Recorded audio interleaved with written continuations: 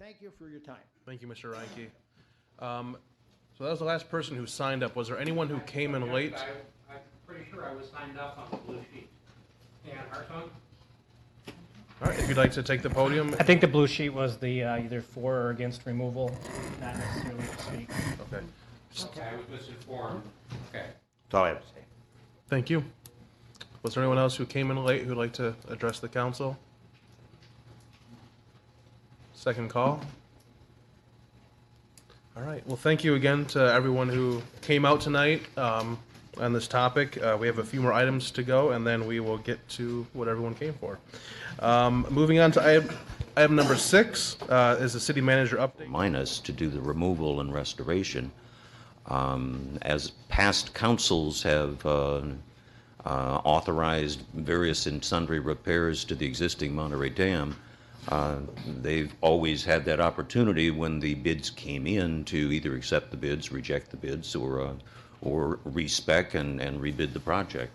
And I'm assuming that if we do succeed in going forward with the issue tonight, the future council that'll be taking its place in April will have the opportunity to look at the bids as they come in, look at the budget that would be set aside to support those bids, and make a determination at that particular moment in time whether or not they wish to proceed with the project.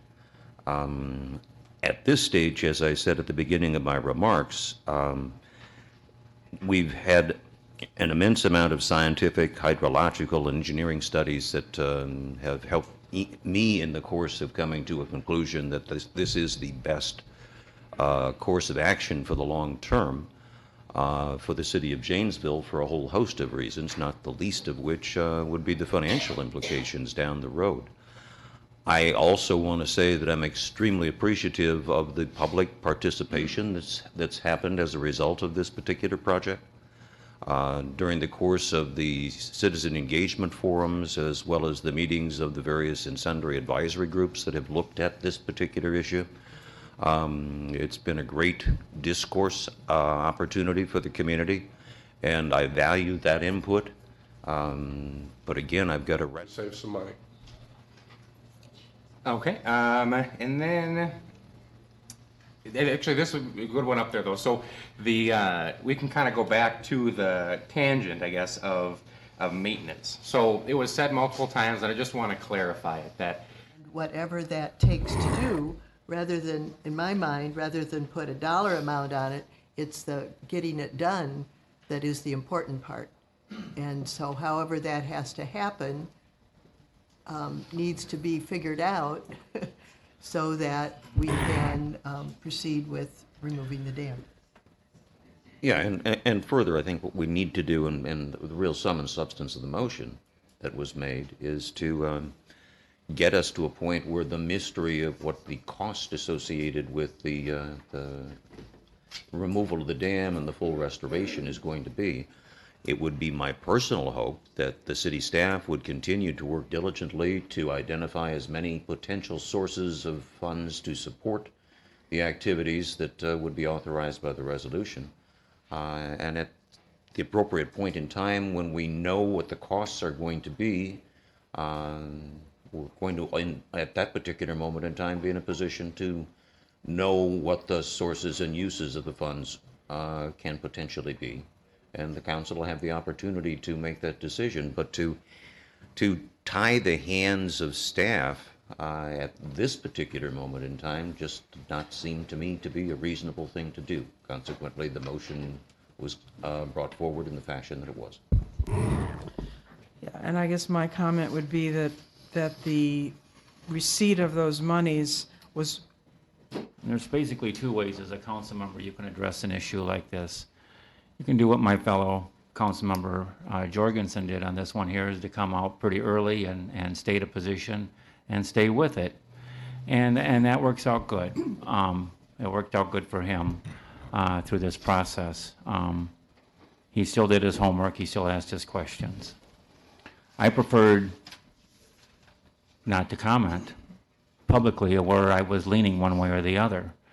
In the meantime, I did my own research. I asked a lot of questions, but nobody knew where I was where I was at. I thought I got a more equitable, from my experience on the council, I got a more equitable, more neutral response from people that approached me because they didn't know where I was at, so they could speak the way they wanted to honestly, and I listened to them. From my experience, it's slightly different from Mr. Jorgensen's. I would say mine was about 50-50. People for and against it. Off the beginning, there was a lot of news, and most people were save the dam. But as more information became available, more and more people were rethinking that and telling me that they thought removal was the better option. Talked to quite a few of them. I said, "Are you going to come to the meeting tonight?" And they said, "No, there's going to be a mob there. That's all save the dam. I don't want to be part of, I don't want to be yelled at or booed or whatever." And I told them you would not be, that the meeting would be held very decorously. And I want to thank everyone here for doing that. And this was as council or the city manager said, you've been wonderful to listen to. But I went through and went to all the meetings. I didn't go to the one in November, and I didn't go to the one in January because I didn't think this was such a big deal. It quickly became one, and I didn't attend all the meetings after that. I also went around and asked people. So I'm going to go back, and you went over some of these numbers, and some of this I got at the February 22nd advisory meeting where we were just there to observe and listen. And you had some of this up here. In 2012, you estimated 185,000, but you budgeted 250, and the bids came in 507, 750, and 827, and they were rejected. So does that sound about right? That's correct, yes. Okay. Then at the meeting, you said because of inflation and the time lag, that we blended those bids together from the rejected 2015 bids, and we had estimated that it would be 580,000 to repair, plus 10% for inflation. So the blended one was 580. The inflation added 55K to it.